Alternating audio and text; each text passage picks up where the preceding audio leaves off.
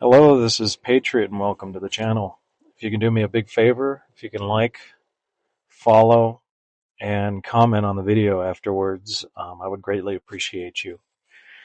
Now, before we get into this is pretty much what I was alluding to in past videos where I mentioned that um, I had something I wanted to do primarily, and I'm going to be sharing it here mainly because I have a really bad tendency where I write it and I treat it like C plus code, where as soon as I end up writing a piece that I don't quite like the way it is, it's difficult for me to go back and erase or alter the information because I feel like then I end up ruining the entire code. So then I end up starting over.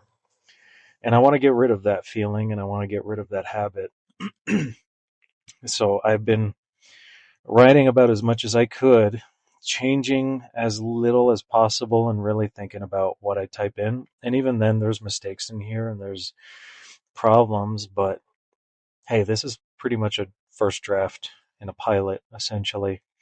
And if it turns into anything more, I'd be eternally grateful that I could finally do this.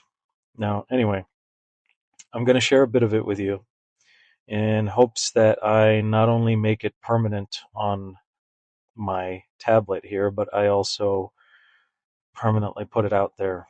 I mean, I can delete it, but that the internet is forever. So as soon as you hear this, it will never be forgotten. So, anyways, this is the Children of Gaia, and this is Chapter 1, Lost. And if there are any people who listen that are writers, that are artists of some kind, I would greatly appreciate your criticism, your ideas, anything, so that perhaps I can do better, because honestly, I am complete and total garbage. I can imagine an entire thing in my mind, but once I try to create it into a physical medium, I'm just complete garbage. And I hope I can change that someday.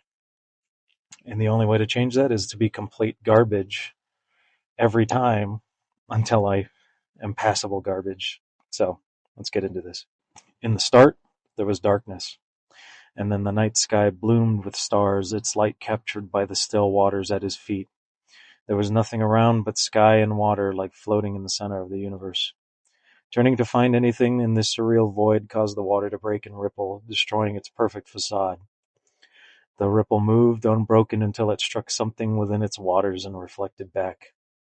This caught his eye, and he quickly turned to find what stood with him. A dark and shadow figure stood unmoving from him. Its shape and size was hard to discern from the night's background. It seemed to turn away once discovered and began to leave his presence somehow without breaking the water's surface. He tried to follow this figure, but the waters took hold and prevented his movement. He fought to no avail as the water began to pull him down. He cried out to the figure, but no sound came from his maw.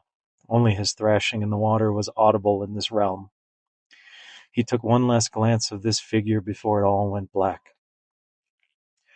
The sound of waves crashing break the silent darkness. Light breaks through the window above the back wall and stirs his body awake. His eyes open and light enters softly to his pupils. The picture sharpens as he can see the beams and thatch that make up his small dwelling ceiling.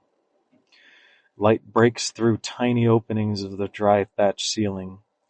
The pronounced grooves and color of the aged timber come to fine focus. He lunges upright and sits to the side of his bed. He scans the room as if to further ground himself into reality.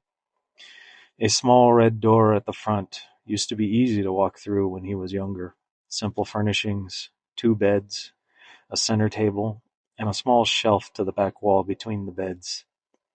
The shelf has leather-bound books and journals with a pair of bowls, mugs, and utensils made of wood. He slowly stood up to prevent striking a beam above. He knelt to his bedside and fixed it. Kneeling over to the other bed, he sat looking over it. The wool blanket and hay-filled pillow were undisturbed, With no sign of use, a light layer of dust covers the frame. He cleans, being careful not to disturb its condition. He then moves to the center table and removed a book from the shelf. He unbuttoned the leather cover and opened to reveal a notebook, quill, and inkpot sewn in. The cover opened like a mat, and he laid out all the items and uncorked the bottle. Opening the pages, he skimmed through all its writings. Dark void, still water, shadow figure, no voice.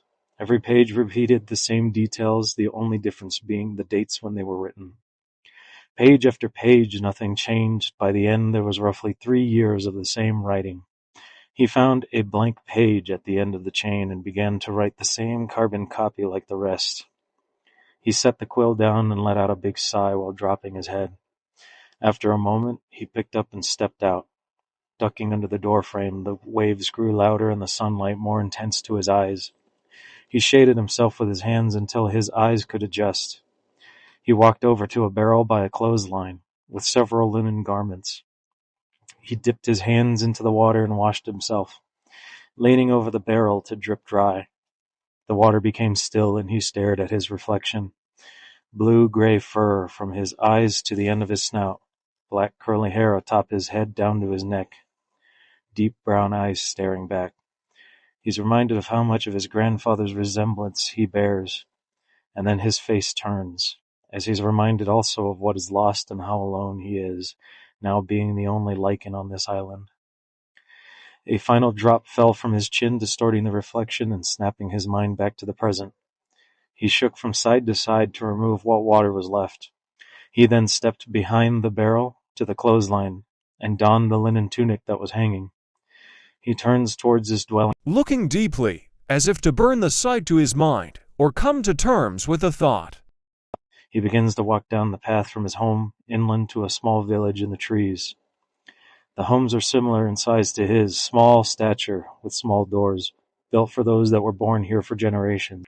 Just before the center of the village was a large farm patch with covered greens that signaled a coming change to the weather. Between the rows to the back was a large farmhouse with a barn next door. He turned and walked up the middle towards this home. As he got closer, he saw someone on the porch. He was a portly heroine, wearing large overalls over a dark linen shirt. His age shows more now, with the gray streaks between the white hairs. He used to be brown the first time they met. His long ears no longer stayed upright. They sort of slicked back with his hairline. He was whittling a branch while leaning on the porch post. As he noticed him walking up the trail, he called out to him, "Benny, how have you been, my boy?" The lichen smiled and responded back, "I've been doing okay, Mr. O'Hare. How's Ma been this morning?" "She's been better, but I believe after today she'll be back on her feet. Millie is in the barn tending to her now." Mr. O'Hare finished shaving the bark on the branch when they heard a stern voice come from the house window. "Belfour Dawnmane, would you kindly come inside?" Benny and Mr. O'Hare stood at attention with the hair on their necks. "Best you hurry inside and see the missus," he said as he motioned Benny to the door with the whittled branch. Benny entered, always cleaning his feet before stepping through and under the door frame. The rustic furniture looked like it did when he first entered their home. To the right was the living area. He didn't see Mrs. O'Hare on either couch. To the left was a large dining table. All the seats but two were alike, built newer than the rest, but matched the style to not seem so out of place for two grown lichens. He noticed a large parcel wrapped in parchment and tied by twine atop the table by large chairs. He stepped closer. Mrs. O'Hare stepped out of the doorway to the right of the dining table with a tray. There were so many wonderful smells he could pick up, a bowl of warm porridge, and other dishes around that had cream, cinnamon, and honey. The missus set the tray down in front of Benny's seat and turned towards him with a smile. "Good morning, sweetie. Have a seat and eat your fill now." Benny, with a nod and a smile, slid back the seat to set up in front of this gracious meal. And I think I'm going to end it there for now. So, thank you for being here. And I want to know your thoughts, your criticisms, and if you like this so far, please consider leaving a like, possibly following. I have a bit more, but my problem is that I have a pretty busy schedule. I tend to do a lot of things, and I end up ending the day with maybe an hour or two. And I don't force myself to write this, not really, because I don't like putting something down just because I have to. Sometimes when I'm about going about my day, I think about, because honestly, I have the privilege of being able to play movies in my mind. And so I try to see this in the way that I would as a movie. And it was rather difficult. That was one of the problems that, why I couldn't write everything down all the time, is because I didn't know how I wanted it to be. Did I want to write it as a screenplay? Did I want to write it as a book first? Um, I wasn't too sure. At first, I thought I was going to um, enlist the help of somebody, of some friends of mine, to possibly draw um, sketches or something that I could use to give a general idea of how they work. And then I even gave the idea of um, making essentially a visual novel type of deal. However, that's all in the works and all in the thoughts in my mind, and I don't know exactly what I'm going to do.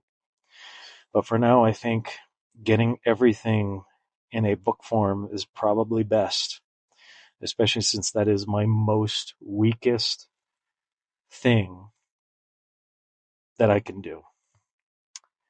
So, anyway, I hope you enjoyed. This might not be a weekly thing. This could be a once a month thing, or it could be weekly. It depends on how much I truly think about it. With the things going on everywhere around us and the things happening currently, and trying to continue with my day-to-day process of playing this movie in my mind. It could go either way.